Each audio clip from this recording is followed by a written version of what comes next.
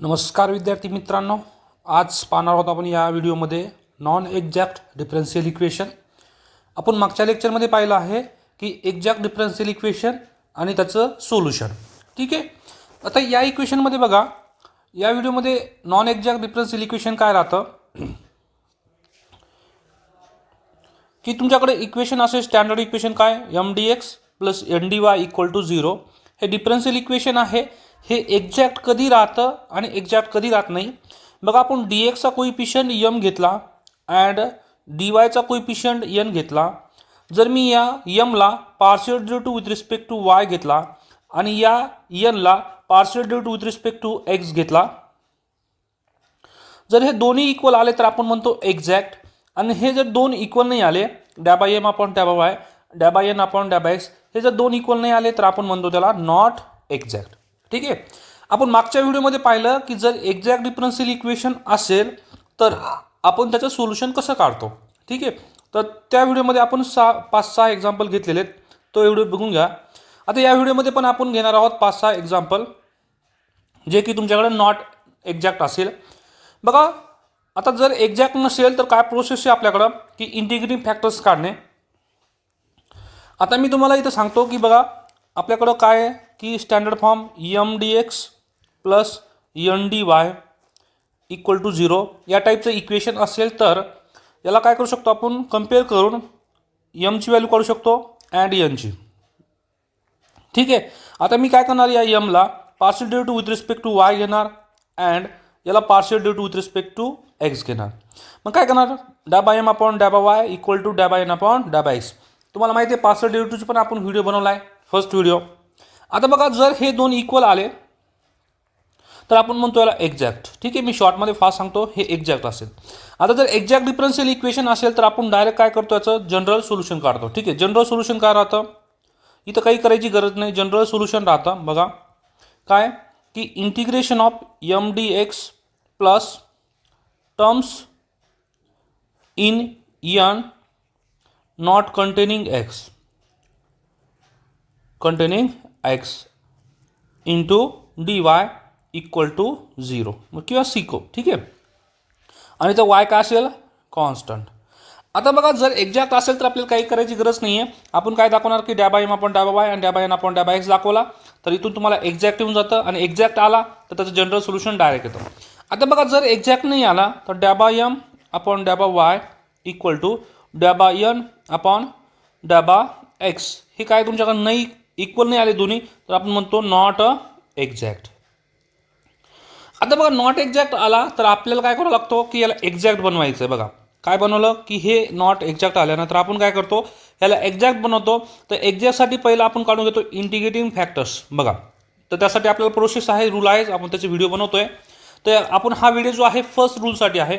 तर बघा, इथं पहिलं की तुमच्याकडे इंटिग्रेटिंग फॅक्टर्स इंटू जो क्वेश्चन असेल त्याला मल्टिप्लाय करायचं आहे if इंटू ndy = 0। काय केलं मी, इंटिग्रेटिंग फॅक्टर्सनी जर मी क्वेश्चनला मल्टिप्लाय केला, कधी, ज्यावेळेस तुम्हाला नॉट एक्झॅक्ट आला तर आपल्याकडं 4th रूल आहे, रूल फर्स्ट, सेकंड, थर्ड आणि फोर्थ। आता हे 4th रूलनुसार आपल्याला इंटिग्रेटिव्ह फॅक्टर्स काढायचं आहे। बघा, याच्यामध्ये इंटिग्रेटिव्ह फॅक्टर्स काढणार आपण आणि क्वेश्चनला मल्टिप्लाय करणार। मग हे जे इक्वेशन आहे आपल्याकडं, काय इंटिग्रेटिव्ह फॅक्टर मल्टिप्लाय केल्यानंतर हे तुमच्याकडे एक्झॅक्ट येऊन जातं। आणि जर एक्झॅक्ट आला तर मग सेम प्रोसेस आपल्याकडे काय, जनरल सोल्युशन काढण्याची, integration of mdx plus terms in n not containing x dy = c। आता बघूया आपण काय की आपल्याला इंटिग्रेटिंग फॅक्टर्स, सपोज आपला जर क्वेश्चनमध्ये नॉट एक्झॅक्ट आला तर त्यासाठी तुम्हाला इंटिग्रेटिंग फॅक्टर्स काढायचं आहे। त्यासाठी रूल्स आहेत 4। बघा, फर्स्ट रूलमध्ये काय आहे की तुमच्याकडे होमोजिनियस इक्वेशन असेल। कसे होमोजिनियस इक्वेशन, आता होमोजिनियस इक्वेशन म्हणजे काय, ईच अँड एव्हरी टर्मची जी डिग्री असेल, काय असेल, टर्मची डिग्री सेम असेल। तर आपल्याला या व्हिडिओमध्ये पाहायचं की जर होमोजिनियस इक्वेशन असेल तर आपण काय करणार आहे, त्याचं इंटिग्रेटिंग फॅक्टर्स कसं काढणार आहे। आणि जे सेकंड आहे तुमच्याकडं, सेकंड व्हिडिओमध्ये पाहू, f(x, y) x आणि y सोबत आला y dx प्लस नंतर काय f(2)(x, y) म्हणजे x कुणाबरोबर येणार, y बरोबर येणार, आणि x dy आला = 0 या टाईपचा असेल तर आपण म्हणतो रूल सेकंड। तर आज पाहूया आपण या व्हिडिओमध्ये की रूल फर्स्ट की होमोजेनियस डिफरन्शियल इक्वेशन असेल म्हणजे सेम डिग्री असेल तर त्याचं इंटिग्रेटिंग फॅक्टर्स कसं काढतो आपण. ठीक आहे, तर इंटिग्रेटिंग फॅक्टर्स काय राहतो बघा. जर सेम डिग्री असेल तर पहिला रूल्स आहे की if the differential equation M D x plus N D Y equal to 0 is homogeneous equation then integrating factors काय राहतो बघा 1/mx प्लस एन वाय. हे असतो तुमच्याकडे इंटिग्रेटिंग फॅक्टर्स. आपण इंटिग्रेटिंग फॅक्टर्स काढल्यानंतर काय की त्या क्वेश्चनला मल्टिप्लाय करायचं इंटिग्रेटिंग फॅक्टर्स. बघा तुमच्याकडे क्वेश्चन कसा असतो M D x plus N D Y equal to 0 टाईपमध्ये. मग आपल्याकडे काय इंटिग्रेटिंग फॅक्टर्स काढल्यानंतर मी आय एफनी मल्टिप्लाय करणार, इथं पण आय एफनी मल्टिप्लाय करणार. मग हा जो क्वेश्चन आहे जो नॉट एक्झॅक्ट होता तो काय होऊन जातो एक्झॅक्ट. इथं काही चेक करायची गरज नाही. मग एक्झॅक्ट आल्यानंतर तुमच्याकडे जनरल सोल्युशन तर माहीतच आहे, आपण मागच्या व्हिडिओमध्ये पण पाहिला आहे. तर बघूया पहिला क्वेश्चन तुमचा की नॉट एक्झॅक्ट असेल तर. ठीक आहे, बघा आपण याचं सोल्युशन करूया. बघा या व्हिडिओमध्ये काय करायचं आपल्याला की पहिला आपण या टाईपचा क्वेश्चन आहे काय स्टँडर्ड फॉर्म आपल्याकडं M D x plus N D Y equal to 0 आहे. ठीक आहे, आता आपण कम्पेअर केला तर डी एक्सचा कोइफिशियंट कोण असतो यम आणि डी वायचा कोइफिशियंट कोण असतो यन. जर मी इथून यमची व्हॅल्यू काढली तर किती येतो तुमच्याकडं एक्स स्क्वेअर वाय अँड यनची व्हॅल्यू किती येते बघा minus x cube plus y cube. ठीक आहे, काय केलं मी डी वायचा कोइफिशियंट हा एन असतो आणि डी एक्सचा कोइफिशियंट हा यम असतो. आपण पहिलं काय करणार की हा एक्झॅक्ट आहे की नाही चेक करणार. ठीक आहे, तर त्यासाठी आपण काय करणार partial derivative with respect to y घेणार. बघा या यमला काय केलं मी partial derivative with respect to y घेतला तर तुमच्याकडे बघा पार्शियल डेरिव्हेटिव्हमध्ये जो विथ रिस्पेक्ट टू असतो बाकी सगळे व्हेरिएबल काय राहतात कॉन्स्टंट. तर इथे एक्स कसा असेल आता कॉन्स्टंट. बघा डेरिव्हेटिव्हमध्ये जे कॉन्स्टंट असतो आता एक्स स्क्वेअर हा कॉन्स्टंटचं काम करेल तो बाहेर आला आणि वायचा डेरिव्हेटिव्ह किती 1. मग टोटल किती आलं तुमच्याकडं एक्स स्क्वेअर. ठीक आहे, दुसरं घेऊया आपण partial derivative N with respect to X. आता बघा मायनस आहे. ठीक आहे, याला आपण असं पण लिहू शकतो या मायनसने मल्टिप्लाय करून घ्या इथं तर minus x cube minus Y cube. आता बघा इथं मायनस एक्स क्यूबचा डेरिव्हेटिव्ह किती येईल तुमच्याकडं बघा मायनस एक्स क्यूबचा मायनसला मायनस एक्स क्यूबचा डेरिव्हेटिव्ह किती असतो 3x स्क्वेअर. का कारण विथ रिस्पेक्ट टू कोण आहे एक्स मायनस. आता डेरिव्हेटिव्हमध्ये जर सेपरेट कॉन्स्टंट असेल आता इथं वाय कशाच काम करेल वाय कॉन्स्टंट असेल कारण विथ रिस्पेक्ट टू कोण आहे एक्स. मग वाय क्यूबचा डेरिव्हेटिव्ह किती आहे सेपरेट वाय क्यूब कॉन्स्टंट झाला आणि कॉन्स्टंटचा डेरिव्हेटिव्ह किती असतो 0. तर हाला टोटली मायनस 3x स्क्वेअर. आता बघा डॅबा एम अपॉन डॅबा वाय डॅबा एम अपॉन डॅबा वाय इक्वल टू डॅबा एन अपॉन डॅबा एक्स. हे दोन्ही इक्वल आले का नाही कारण याची व्हॅल्यू किती आहे एक्स स्क्वेअर आणि याची व्हॅल्यू आहे मायनस 3x स्क्वेअर. हे दोन्ही इक्वल नाही आले याचा मिनिंग झाला की हे नॉट एक्झॅक्ट डिफरन्शियल इक्वेशन आहे. ठीक आहे, आता जर एक्झॅक्ट नसेल तर आपल्याकडे प्रोसेस काय की त्याला इंटिग्रेटिंग फॅक्टर्स काढणे. जर हा एक्झॅक्ट असता तर आपण काय डायरेक्ट सोल्युशन काढलं असतं जनरल. पण इथं असं चालतं का नाही कारण आपल्याला काय करावं लागणार आता इंटिग्रेटिंग फॅक्टर्स. तर इंटिग्रेटिंग फॅक्टर्समध्ये बघा पहिला रूल काय सांगतो की तुमच्याकडे जर होमोजेनियस लिनियर डिफरन्शियल इक्वेशन असेल बघा होमोजेनियस म्हणजे काय की ईच अँड एव्हरी टर्मची डिग्री सेम. आता बघा इथं पहिला याची डिग्री किती आहे हा 2 आणि याच्याबरोबर कोण आला 1 मग टोटल किती झाली 3 डिग्री. बघा ही एक टर्म झाली आता ही एक टर्म्स याची पण डिग्री किती आहे 3 परत याची पण डिग्री किती आहे 3. ईच अँड एव्हरी टर्मची डिग्री किती झाली 3. म्हणजे हे इक्वेशन होमोजेनियस डिफरन्शियल इक्वेशन आहे. आणि जर होमोजेनियस डिफरन्शियल इक्वेशन असेल तर आपण कोणता रूल वापरतो बघा इंटिग्रेटिंग फॅक्टरसाठी आय एफ इक्वल टू कोणता 1/mx प्लस एन वाय. ठीक आहे, आणि आपल्याकडे काय पाहिजे mx प्लस एन वाय हा नॉट इक्वल टू 0 पाहिजे. तर आपण पहिले इंटिग्रेटिंग फॅक्टर्स काढूया. बघा पहिला आपण mx प्लस एन वाय काढूया सेपरेट. ठीक आहे mx प्लस एन वाय. तर mx किती आहे तुमच्याकडे बघा क्वेश्चनमध्ये mx किती आहे एक्स स्क्वेअर वाय आणि त्याला कशाने मल्टिप्लाय करायचं आपल्याला एक्सने प्लस एन किती आहे तुमच्याकडं बघा एन किती आहे मायनस इथं लास्ट बघा किती आहे x cube minus Y cube.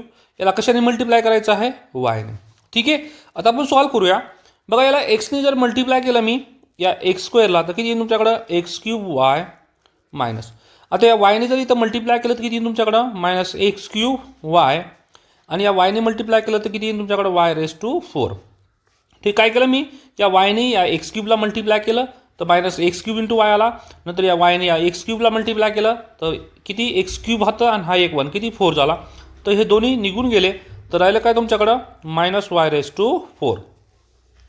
आता बघा इंटिग्रेटिंग फॅक्टर्स काय राहतो तुमच्याकडं 1/mx प्लस एन वाय, आणि आपण आत्ताच काढली किती एम एक्स प्लस एन वायची व्हॅल्यू किती आहे 1/-y रेस टू 4. ठीक आहे, हे आलं तुमच्याकडं इंटिग्रेटिंग फॅक्टर्स. किती आलं -1/y रेस टू 4. आता बघा इंटिग्रेटिंग फॅक्टर्स आल्यानंतर आपण काय करतो क्वेश्चनला मल्टिप्लाय करतो.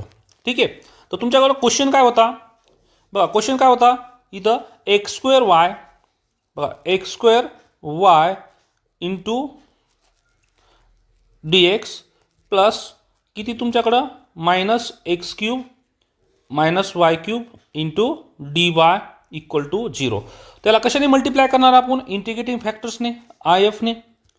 ठीक आहे, IFने जर मल्टिप्लाय केला मी तर हा काय होऊन जातो एक्झॅक्ट. आता IF किती तुमच्याकडं x² अपॉन किती IF -y raise to 4 dx. काहीच केलं नाही मी, फक्त काय केलं जो इंटिग्रेटिंग फॅक्टर्स आला होता त्यालाच काय केलं फक्त मल्टिप्लाय केलं मी क्वेश्चनला. तर तुमच्याकडे काय येईल परत -x³ -y³ अपॉन कशाने डिवाइड करणार आहे मी आता पूर्णपणे. आता मी ठीक आहे -y रेस टू 4, आणि याला काय करणार dy इक्वल टू 0. काय केलं मी इंटिग्रेटिंग फॅक्टर्सनी मल्टिप्लाय केलं, व्हॅल्यू पुट केली मी इथं बघा, इथं y रेस टू -4 इथं पण सेम, आणि क्वेश्चन जर होता आहे. बघ आता काय करायचं आपल्याला हे बघा काय काय कॅन्सल होतो, एक y गेला तर राहिलं काय तुमच्याकडं -x² y raise to cube dx plus. आता इथं काय तुमच्याकडं सेपरेट केल्यानंतर इथं बघा minus plus x³ upon y raise to 4. नंतर काय तुमच्याकडे इथं पण मायनस प्लस किती y³ upon y raise to 4. आता इथं बघा y³ आहे आणि इथं y रेस टू 4 आहे, आणि मायनस हा मायनस होता आणि हा मायनस काय झाला तुमच्याकडं बघा, इथं पण मायनस होता इथं पण मायनस प्लस झाला, इथं पण मायनस होता इथं पण मायनस होता मायनस प्लस झाला. आता इथं बघा हे ब्रॅकेट 1 इंटू काय तुमच्याकडं dy इक्वल टू 0. आता इथं जर मी लास्ट कॅल्क्युलेशन केलं तर किती तुमच्याकडं x² y³ dx प्लस इथं काय आलं तुमच्याकडं x³ y raise to 4 plus आता इथं y³ कॅन्सल राहिलं y into dy totally equal to 0. आता इथं बघा काय तुमच्याकडं हे जे इक्वेशन आहे हे एक्झॅक्ट डिफरन्शियल इक्वेशन. आता इथं काही चेक करायची गरज नाही. जर आपण इंटिग्रेटिंग फॅक्टरने क्वेश्चनला मल्टिप्लाय केला तर ते एक्झॅक्ट येऊन जातो, आणि एक्झॅक्ट आल्यानंतर तुमच्याकडे जनरल सोल्युशन माहिती आहे काय राहतो जनरल सोल्युशन. बघा आता हे इक्वेशन एक्झॅक्ट आहे, याच्यामधले ही जी व्हॅल्यू आहे ती असते आपल्याकडे m, आणि ही टोटल जे डीवायची कोएफिशिएंट असते ते n. तर आपण क्वेश्चनचा m आणि n नाही घेणार, आता इथं जिथं एक्झॅक्ट बनलेलं आहे तिथून घेणार आहे. तर जनरल सोल्युशन काय राहतं तुमच्याकडं formula integration mdx plus terms in n not containing x into dy equal to c. ठीक आहे, आता या फॉर्म्युल्यामध्ये आपण पुट करणारे व्हॅल्यू तर काय येईल बघा, इथं पहिलं इंटिग्रेशन ऑफ, तर काय तुमच्याकडं फॉर्म्युला काय आहे md. आता mची व्हॅल्यू किती आहे तुमच्याकडं x² upon y³ dx plus आता बघा terms in n not containing x. बघा हे टोटल n झालं तुमच्याकडे एवढा पार्ट, या n मध्ये जिथं x नाही बघा या टर्म्समध्ये x आला, इथं x आल्यामुळे आपण ही टर्म्स घेणार नाही. आता या टर्ममध्ये x आहे का तुमच्याकडं नाही, सेपरेटली y आहे तर त्या टर्म्समध्ये घेणार 1/y dy equal to c. आता फक्त इंटिग्रेशन घेऊया. आता y बघा y ची टर्म कॉन्स्टंट असते, इथं y कॉन्स्टंट असतो, बाहेर आला बघा y का असतो कॉन्स्टंट, y बाहेर आला तर किती तुमच्याकडं 1/y³ बाहेर आला, x² चा डेरिव्हेटिव्ह किती x² अपॉन 3 प्लस, आणि हे 1/y चं इंटिग्रेशन किती log of y equal to c. हे झालं तुमच्याकडं काय जनरल सोल्युशन. ठीक आहे, आता नेक्स्ट क्वेश्चन पाहूया आपण. बघा नेक्स्ट क्वेश्चनमध्ये काय तुमच्याकडं सोल्युशन. आता बघा जर मी कम्पेअर केलं m dx plus N D Y equal to 0. आता हे होमोजेनियस डिफरन्शियल इक्वेशन आहे का बघा, कारण एक्स स्क्वेअरचा किती पॉवर आहे 2, याचं पण 1 आणि 1 किती झाले 2, आणि याचं पण 2, म्हणजे ईच अँड एव्हरी टर्मची डिग्री किती आहे 2 आहे. तर तुमच्याकडे हे काय झालं होमोजेनियस डिफरन्शियल इक्वेशन. जर मी कम्पेअर केलं तर एमची व्हॅल्यू काय असते, डी एक्सचा कोइफिशियंट किती आहे x square minus 5xy plus 7y². त्याच्यानंतर यांची व्हॅल्यू किती आहे बघा, डी वायचा कोइफिशियंट किती 5x² मायनस 7xy. ठीक आहे. आता बघा आपल्याला काय करायचं आहे, याचा partial derivative with respect to काय घ्यायचं आहे y घ्यायचा आहे. तर घेऊया किती येईल तुमच्याकडे बघा, x² कॉन्स्टंट आहे 0, कारण विथ रिस्पेक्ट टू कोण आहे y. इथं बघा 5x कॉन्स्टंट आहे पण तो मल्टिप्लिकेशनमध्ये आहे, तर 5x बाहेर आला आणि या वायचा डेरिव्हेटिव्ह किती 1 प्लस. आता इथं बघा 7 कॉन्स्टंट आहे, y² चा डेरिव्हेटिव्ह किती 2y, 2 समोर आला म्हणजे एक स्टेप जास्त लिहितो मी 7, y² चा डेरिव्हेटिव्ह किती 2y. तर टोटल किती आला आहे डॅबा एम अपॉन डॅबा वाय इक्वल टू किती मायनस 5x प्लस 14y. ठीक आहे, हा आला तुमच्याकडे डॅबा एम अपॉन डॅबा वाय. सिमिलरली डॅबा एन अपॉन डॅबा एक्सची व्हॅल्यू काढायची आता आपल्याला. ठीक आहे, तर किती येईल बघा, याचा partial derivative with respect to X घ्या. तर 5xचं किती येईल 5 समोर आला, x² किती 2x मायनस. आता कॉन्स्टंट कोण कोण राहील बघा, 7 कॉन्स्टंट आणि y कॉन्स्टंट, मग 7y बाहेर आला आणि एक्सचा डेरिव्हेटिव्ह किती 1. जर टोटल केलं मी डॅबा एन अपॉन डॅबा एक्स इक्वल टू, तर 5 × 2 किती 10x मायनस 7y. तर हे दोन्ही इक्वल आले का इक्वल नाही आलं बघा, डॅबा एम अपॉन डॅबा y is not equal to डॅबा एन अपॉन डॅबा एक्स. बघा हा मायनस 5x प्लस 14y आहे आणि 10x मायनस 7y आहे, हे दोन इक्वल नाही आले. तर हे आपण सांगू शकतो की the given differential equation is not a exact. आता एक्झॅक्ट नसेल तर आपल्याला एक्झॅक्ट बनावं लागतं, आणि एक्झॅक्ट बनवण्यासाठी आपल्याला काय इंटिग्रेटिंग फॅक्टर्स लागतो. मग एक्झॅक्ट साठी आपल्याला इंटिग्रेटिंग फॅक्टर्स कसं काढायचं आहे बघा. आता हे आपल्याकडे होमोजेनियस डिफरन्शियल इक्वेशन आहे फर्स्ट टाईपचं. तर इंटिग्रेटिंग फॅक्टर्स बनवणार आपण काय असतो integrating factors, I F equal to 1 upon mx plus ny. ठीक आहे, आता आपण mx प्लस ny सेपरेट काढून घेऊया. mx plus ny equal to सांगा m किती आहे तुमच्याकडं बघा, m किती आहे x² minus 5xy plus 7y². ठीक आहे, आणि त्याला कशाने मल्टिप्लाय केलं मी एक्सने प्लस. आता काय करायचं मला, ह्या n किती आहे तुमच्याकडं 5x² मायनस 7xy, आणि याला कशाने मल्टिप्लाय करायचं मला वायने. ठीक आहे, आता मी mx प्लस ny ची व्हॅल्यू काढून घेतो आधी. बघा या काय केलं मी आता, या एक्सने या ब्रॅकेटला मल्टिप्लाय करूया पूर्ण ईच अँड एव्हरी टर्मला. काय तुमच्याकडं एक्स इंटू पहिलं x² किती येईल x³, नंतर x into this minus 5x² y, नंतर या एक्सने या ब्रॅकेटला मल्टिप्लाय करा plus 7y² x plus plus same मी आता हा जो y आहे या ब्रॅकेटला मल्टिप्लाय करून घेऊया. तर किती तुमच्याकडं 5x² y मायनस 7xy². ठीक आहे, आता बघा काय काय कॅन्सल होतं, minus 5x² y cancel plus 5² cancel plus 7y² x cancel plus minus 7y² x cancel. तर तुमच्याकडे काय आलं फक्त x³ आला. आता हे x³ जे आहे ते आपल्याकडं काय करायचं इंटिग्रेटिंग फॅक्टर्स काढूया की त्याला टोटल x³. आता I F equal to put करा किती तुमच्याकडं 1 upon mx plus ny equal to किती येईल 1 अपॉन x³.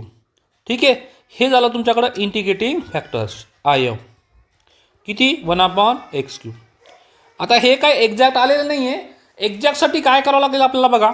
एक्झॅक्टसाठी काय करतो आपण I F into M D x plus I F into N D Y, म्हणजे क्वेश्चन असेल त्याला फक्त आय एफनी मल्टिप्लाय करतो इंटिग्रेटिंग फॅक्टरनी इक्वल टू 0. तर मल्टिप्लाय करा काय तुमच्याकडे आता क्वेश्चनमध्ये बघा. तर इथं बघा आता आपल्याकडे एम डी एक्स बघा, आय एफ किती आला आहे 1 अपॉन x³ आणि एम किती आहे बघा क्वेश्चन. आता बघा क्वेश्चन ॲज इट इज लिहून घ्या -5 -5x प्लस 7y². ठीक आहे, प्लस आता आय एफ किती आपल्याकडं 1 अपॉन x³ परत सेम आपण यांची व्हॅल्यू पुट करणार काय 5x² - 7xy into dy equal to 0. काहीच केलं नाही आपण, फक्त क्वेश्चनला आयएफने मल्टिप्लाय केला. बघा आयएफने मल्टिप्लाय केल्यानंतर तो एक्झॅक्ट होऊन जातो, पण आधी पहिलं सॉल्व करून घेऊया. बघा x³ ईच आणि एव्हरी टर्मला डिवाइड करूया. किती तुमच्याकडे पहिलं x² अपॉन x³ मायनस परत same 5xy upon x³ plus 7y² upon x³. काय केलं मी ईच आणि एव्हरी टर्मला कशाने डिवाइड केलं dx x³ प्लस सेम आता हा x³ जो आहे इकडे पण सेम ईच आणि एव्हरी टर्मला डिवाइड होईल 5x² upon x³ minus 7xy upon x³. ठीक आहे इंटू dy इक्वल टू 0. कारण हा 0ला पण डिवाइड होईल, पण काही गरज नाही इथं. आता आपण फक्त कॅल्क्युलेशन करू. हे कॅल्क्युलेशन केल्यानंतर हे एक्झॅक्ट डिफरन्शियल इक्वेशन येऊन जाईल. आता बघा इथं तुमच्याकडे काय आहे, इथं x² आहे आणि इथं x³ आहे, तर कॅन्सल झाला. इथं राहील फक्त 1x मायनस इथं पण बघा 1x कॅन्सल झाला, इतर 1x कॅन्सल झाला, राहिलं आपल्याकडे काय 5y अपॉन x² प्लस इथं काय तुमच्याकडे काही कॅन्सल होत नाही 7y² upon x³ into dx plus आता इथं काय तुमच्याकडे x³ इथला x² आणि x³ कॅन्सल झाला, राहिलं काय तुमच्याकडे 5 अपॉन x मायनस इथला x आणि इथला x कॅन्सल झाला 7y upon x² into dy equal to 0. आता हे जे इक्वेशन आलेलं आहे हे इक्वेशन तुमच्याकडे एक्झॅक्ट डिफरन्शियल इक्वेशन राहतं. इथं चेक करायची गरज नाही. जर एक्झॅक्ट डिफरन्शियल इक्वेशन आलं तर आपल्याकडे जनरल सोल्युशन काय राहतं बघा. आता फॉर्म्युला पुट करूया. काय mdx plus integration of terms in n not containing x. म्हणजे यांच्या ज्या टर्म्समध्ये x नाही ती टर्म्स घ्यायची containing x dy equal to c. ठीक आहे. आता आपण व्हॅल्यू पुट करूया जनरल सोल्युशनची. काय तुमच्याकडं सांगा किती इंटिग्रेशन ऑफ आता एमची व्हॅल्यू किती बघा, हा टोटल एमची व्हॅल्यू आहे dxचा कोइफिशियंट किती तुमच्याकडं 1/x minus 5y upon x² plus 7y² upon x³ into dx plus आता इथं बघा तुमच्याकडे टर्म्स इन n हे टोटल काय तुमच्याकडे n असे टर्म्स घ्यायचे आपल्याला ज्याच्यामध्ये x नाही. बघा पहिल्या टर्म्समध्ये x आहे ही घेणार नाही, दुसऱ्या टर्ममध्ये पण x आहे ही पण घेणार नाही. म्हणजे आपल्याला एकही टर्म नाही आली तर किती आला 0 into dy equal to c. ठीक आहे. कारण आपल्याकडे अशी एकही टर्म्स नाही आहे ज्याच्यामध्ये x सोडून आहे बाकी टर्म्स, तर दोन्ही टर्म्समध्ये x आहे तर आपण एकही टर्म्स घेणार नाही. आता फक्त आपण याचं इंटिग्रेशन घेऊया. बघा जनरल सोल्युशन इक्वल टू काय तुमच्याकडं 1 अपॉन एक्सचं इंटिग्रेशन. बघा आता पहिलं या टर्मचं इंटिग्रेशन 1 अपॉन एक्सचं इंटिग्रेशन किती येतं लॉग ऑफ x मायनस आता इथं बघा y कॉन्स्टंट राहतो. y कसा राहतो कॉन्स्टंट. बघा 5y कॉन्स्टंट बाहेर आला. आता इंटिग्रेशन ऑफ 1 अपॉन x². आता मी ते साईडला करून देतो तुम्हाला की इंटिग्रेशन ऑफ 1 अपॉन x² किती राहील 1 अपॉन x² आहे. ठीक आहे dx तर किती राहतं बघा. हे इंटिग्रेशन आपल्याला निघत नाही तर याला मी -2 पॉवरवरती घेऊन गेलो. तर आता काय तुमच्याकडं हा x² होता वरती गेल्यावर काय झाला मायनस. याचं इंटिग्रेशन किती येईल तुमच्याकडं 1 ने पॉवर वाढते. ठीक आहे म्हणजे 1 आणि याचं इंटिग्रेशन किती खाली पॉवर जी असेल ती लिहून घेतो आपण -2 + 1 तर किती येईल इथं x⁻² -2 + 1 -1 अपॉन मायनस. तर बघा इथं याचं जर इंटिग्रेशन राहतं म्हणजे जी पॉवर आहे ती 1 ने कमी होते आणि तीच पॉवर खाली लिहायची. म्हणजे किती येईल तुमच्याकडं आता 1 अपॉन x² आहे तर किती येईल तुमच्याकडं -1 अपॉन x⁻² किती 1. म्हणजे काय बघा इन जनरल जर पाहिलं तर तुमच्याकडे सपोज इथं मी इथं डायरेक्ट करून घेतो किती 7y² कॉन्स्टंट आहे याचं. तर 1 अपॉन x³ इंटिग्रेशन किती मायनस घ्यायचं. आता किती तुमच्याकडे -1 अपॉन किती x³ आहे ना तर 1 ने पॉवर कमी म्हणजे 2 आणि त्याच्याबरोबर किती मायनस साईन येईल आणि किती 2 म्हणजे जी पॉवर असेल तीच आपल्या सोबत येऊन जाईल. हे झालं तुमच्याकडे इंटिग्रेशन इक्वल टू c. आता हे तुमच्याकडे झालं जनरल सोल्युशन. ठीक आहे. पुढच्या एक्झाम्पलमध्ये पाहूया. जर तिथं समजलं नसेल इंटिग्रेशन कसं तर इथं सांगू देतो मी. 1 अपॉन सपोज x² आहे तर x⁻² होऊन जाईल याचं इंटिग्रेशन. आता x⁻² म्हणजे काय -2 + 1 अपॉन -2 + 1. सेम पॉवर आपण इंटिग्रेशनमध्ये काय करतो की पॉवर 1 ने ॲड करतो आणि ती सबट्रॅक्ट करतो. म्हणजे काय तुमच्याकडे x⁻1 इथं काय -2 + 1 -1. ठीक आहे. आता हे मायनस वरती घेतो आपण मी आणि हे एक्स रेस टू पॉवर खाली आलं. ठीक आहे. असं सिमिलरली 1/x³ असता तर किती integration of x raise to -3 power. तर x raise to -3 + 1/-3 + 1 equal to किती x रेस टू -3 + 1 -2 आणि -3 + 2 1 -2. आता ही मायनस पॉवर आहे खाली आल्यावर काय होईल तुमच्याकडं -2x². ठीक आहे. हे झालं तुमच्याकडं इंटिग्रेशन. बघा नेक्स्ट व्हिडिओ पाहू आपण. नेक्स्ट क्वेश्चन की तुमच्याकडं सेम क्वेश्चन आहे x² -2xy² dx -x³ -3x² dy. आता पहिलं चेक करणार आपण हे एक्झॅक्ट आहे की नाही. त्यासाठी काय तुमच्याकडं m/y. बघा मी कम्पेअर केलं एमची व्हॅल्यू काढली आणि एनची व्हॅल्यू काढली. बघा एममध्ये काय तुमच्याकडं partial derivative with respect to y घ्यायचं आहे. तर काही तुमच्याकडं की हा y आहे तर x² कॉन्स्टंट बाहेर आला, yचा डेरिव्हेटिव्ह 1 मायनस परत 2x कॉन्स्टंट आहे आणि y² डेरिव्हेटिव्ह 2y. याला जर मी एकत्र केलं तर काय x² - 2 × 2 4xy. ही व्हॅल्यू आली m/y ची. सेम आहे partial derivative n with respect to x equal to तर किती येईल तुमच्याकडे -3x²चं किती -3 समोर आला x² प्लस इथं पण सेम 3 कॉन्स्टंट y कॉन्स्टंट आणि इथं x²चा डेरिव्हेटिव्ह किती 2x. तर सेम जर मी याला केलं तर -3x² 2 × 3 6xy. बघा दोन्ही इक्वल आलं का n/x आणि n/y. हे दोन्ही इक्वल नाही आलं. m/y is not equal to n/x. हे जर इक्वल नसेल तर आपण म्हणतो याला नॉट एक्झॅक्ट डिफरन्शियल इक्वेशन. ठीक आहे. आता हे जर एक्झॅक्ट नसेल तर आपल्याला एक्झॅक्ट बनवायचं. तर एक्झॅक्ट बनवण्यासाठी आपल्याकडे फर्स्ट रूल आहे की होमोजेनियस डिफरन्शियल इक्वेशन असेल तर एक्झॅक्ट इंटिग्रेटिव्ह फॅक्टर्स काय राहतो आपल्याकडे IF = 1/mx + ny equal to. आता mx + ny आपण काढून घेऊया सेपरेट. बघा इथं सेपरेट काढून घेतो मी mx + ny. mx + ny equal to m किती आहे तुमच्याकडं x² -2xy. याला कशाला मल्टिप्लाय करायचं आहे x ने मायनस. आता n किती आहे तुमच्याकडं बघा इथं n किती आहे मी प्लस -x³ + 3x²y. त्याला कशाने मल्टिप्लाय करायचं आहे y ने. हे सॉल्व करूया फक्त. बघा x ने मल्टिप्लाय केल्यानंतर काय आहे तुमच्याकडे इथं x³ मायनस इथं केलं तर काय ना 2x²y. ठीक आहे प्लस आता या y ने मल्टिप्लाय करा तर किती y × -x³ -x³ आणि नंतर याला मल्टिप्लाय केलं तर प्लस 3x²y². ठीक आहे. आता काय काय कॅन्सल होतं बघा इथं x³ कॅन्सल होऊन जाईल, x³ कॅन्सल होऊन जाईल. आता इथं काय राहिलं -2x²y. सॉरी इथं क्वेश्चनमध्ये y² आहे. तर इथं काय तुमच्याकडं y². बघा इथं तुमच्याकडं -2x²y² आहे आणि प्लस 3x²y² आहे. तर किती येईल तुमच्याकडं x²y². हे आली तुमच्याकडे mx + ny ची व्हॅल्यू. ठीक आहे. आता आपल्याकडे IF किती असेल बरं IF = 1/mx + ny राहतो. ठीक आहे. तर आपण आत्ताच व्हॅल्यू काढले किती x²y². आता आपण काय करणार आहे की आपल्याकडे एक्झॅक्ट बनवण्यासाठी आपण काय करतो क्वेश्चनला मल्टिप्लाय करतो इंटिग्रेटिंग फॅक्टर्सनी mdx + IF × ndy = 0.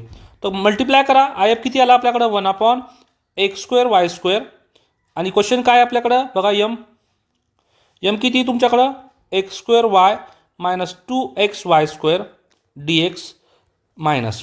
बघा इथं क्वेश्चन सेम.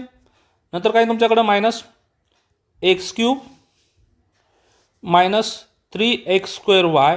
याला पण डिवाइड कशाने करायचं आहे x²y² dy = 0. ठीक आहे. मी काय केलं इंटिग्रेटिंग फॅक्टर्सनी मल्टिप्लाय केलं तर खाली होता x²y². आता बघा आपण काय करूया याला की सेपरेट करून घ्या. ईच अँड एव्हरी टर्मला डिवाइड होऊन जाईल. आता इथं तर काय तुमच्याकडं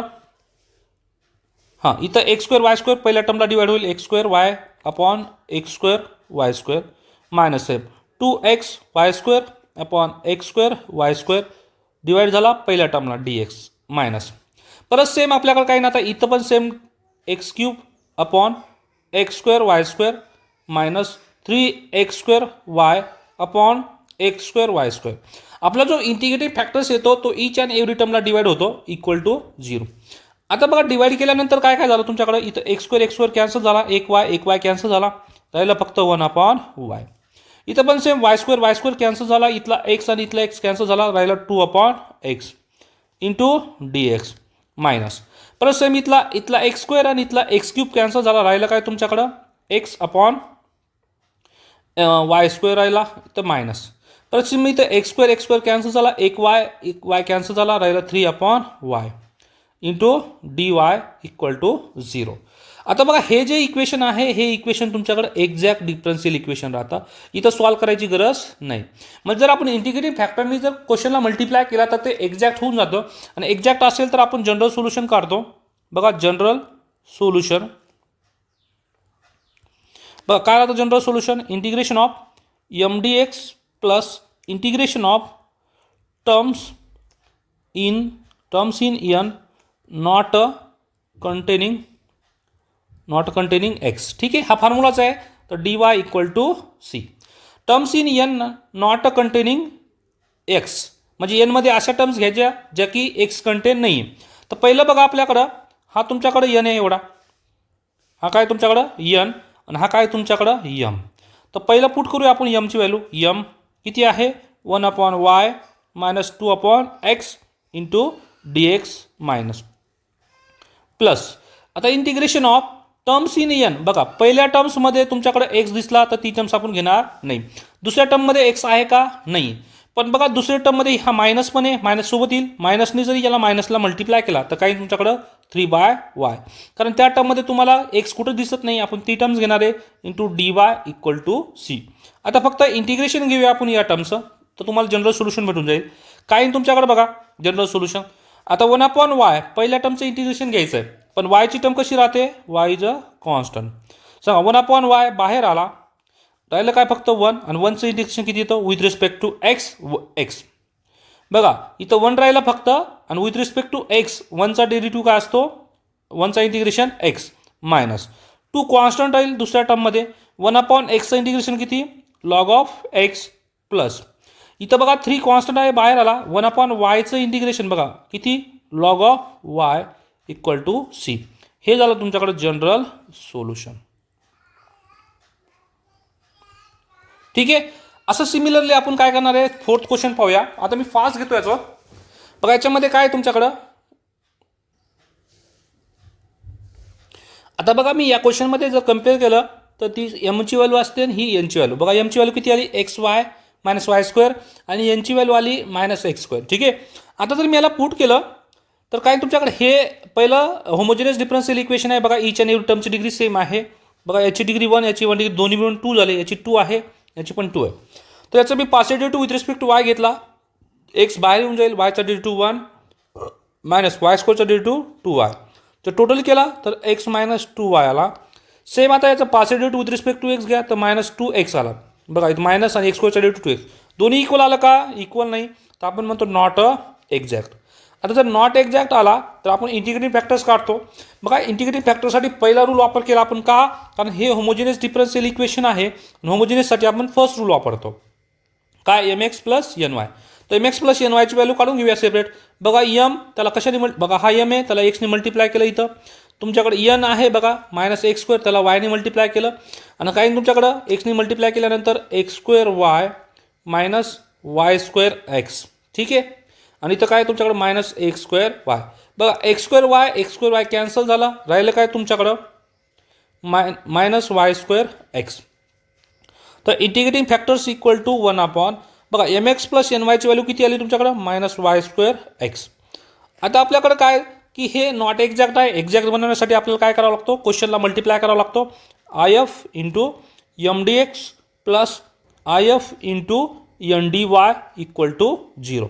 मग जो इंटिग्रेटिंग फॅक्टर्स आहे तो मल्टिप्लाय करणार आहे मी क्वेश्चनला. बघा क्वेश्चन काय तुमच्याकडं XY मायनस वाय स्क्वेअर, त्याला कशाने मल्टिप्लाय केलं मी 1/, मायनस वाय स्क्वेअर एक्सने. ठीक आहे, इंटू dx प्लस परत सेम इथं काय तुमच्याकडं मायनस एक्स स्क्वेअर आहे.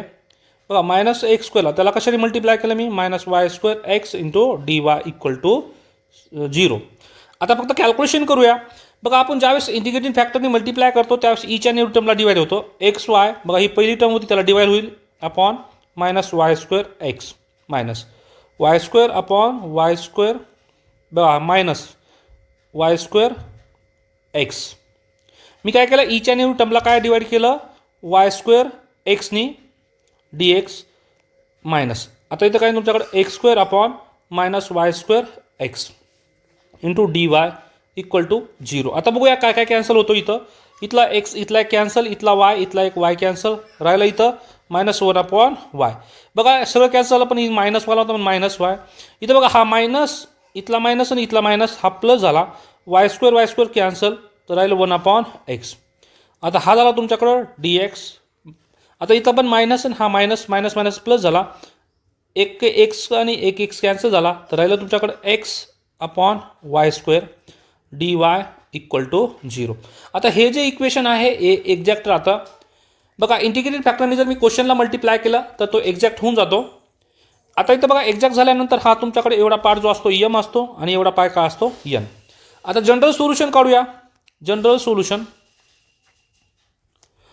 सोल्युशन काय राहतो तुमच्याकडे बघा formula Y constant M D x plus integration of. तर ठीक आहे आता व्हॅल्यू पुट करूया आपण याच्यात. बघा इथं काय तुमच्याकडं यमची value integration of y constant आहे. यमची व्हॅल्यू किती आहे -1 upon y plus 1 upon x into d x plus. आता बघा terms in n not a contain x एकच टर्म आहे त्याच्यात पण एक्स आली तर आपण काही घेणार नाही तर आपण 0 into D Y equal to C घेतो. आता फक्त इंटिग्रेशन घेऊया. बघा पहिल्या टर्मचं इंटिग्रेशन इथं या टर्मचं इंटिग्रेशन -1 अपॉन वाय कॉन्स्टंट आहे आपण खाली लिहिले. आता राहिलं कोण फक्त इथं 1 आणि 1चं integration with respect to x काय राहतो एक्स प्लस. आता 1 अपॉन एक्सचं इंटिग्रेशन किती लॉग ऑफ एक्स प्लस. आता 0चं इंटिग्रेशन सी येतो आणि इथला पण सी दोन्ही मिळून आपण एकच सी घेऊया. आता हे झालं तुमच्याकडे काय इज जनरल सोल्युशन. बघा पुढचे पण सेम क्वेश्चन आहे सेम प्रोसेस आहे आपल्याकडे. बघा होमोजेनियस आहे इक्वेशन सगळ्यांची डिग्री सेम. आपण काय करणार याला पहिलं इंटिग्रेटिंग फॅक्टर्स काढणार. हे एक्झॅक्ट येत नाही त्यासाठी काय तुम्हाला याला एक्सने मल्टिप्लाय करायचं याला वायने मल्टिप्लाय करायचं. ठीक आहे मग आपण काय करणार m x plus N y काढणार. जो m x plus N y येईल त्याचं इंटिग्रेटिंग फॅक्टर्स काय राहतो 1 upon M x plus N y. मग m x plus N y जो येईल तोच या क्वेश्चनला मल्टिप्लाय करायचा आय एफ. बघा आय एफनी मी इथं पण मल्टिप्लाय केलं आय एफ. मग जो आय एफ येईल आय एफनी मल्टिप्लाय केल्यानंतर जे राहील तुमच्याकडं तो ईच आणि एवढी टर्मला डिवाइड होईल. ठीक आहे आय एफ या टर्मला डिवाइड होईल या टर्मला मग ते जे टर्मला डिवाइड झाल्यानंतर ती एक्झॅक्ट येऊन जाईल आणि एक्झॅक्ट आल्यानंतर आपण काय घेतो जनरल सोल्युशन. ठीक आहे सगळ्या क्वेश्चनसाठी सेम. तुम्हाला होमवर्कसाठी बघा हा एक क्वेश्चन आहे हा पण सेम क्वेश्चन आहे. काय तुमच्याकडं हे चेक करणार हा यम आहे हा यन आहे सेम. याच्यात काय करणार तुम्ही हे एक्झॅक्ट येत नाही एक्झॅक्ट नाही आला तर काय करणार m x plus N y काढणार. M x plus N y काढलं काय तुमच्याकडं x square plus y x plus y square minus x y. ठीक आहे एक्स वाय कॅन्सल. सेम या क्वेश्चनमध्ये पण तुम्हाला काय होऊन जाईल M x plus N Y 1 upon M x plus N Y this is integrating factors आणि ईच आणि एव्हरी टर्मला डिवाइड करायचं. हे झाल्यानंतर तुमच्याकडे काय राहतं ते एक्झॅक्ट येऊन जातं आणि एक्झॅक्ट आल्यानंतर त्याचं जनरल सोल्युशन त्या फॉर्म्युल्यात पुट करून सॉल्व्ह करून द्यायचं. ठीक आहे थँक्यू. बघा हा व्हिडिओ आवडला तर लाईक शेअर कमेंट करायला विसरू नका. थँक्यू.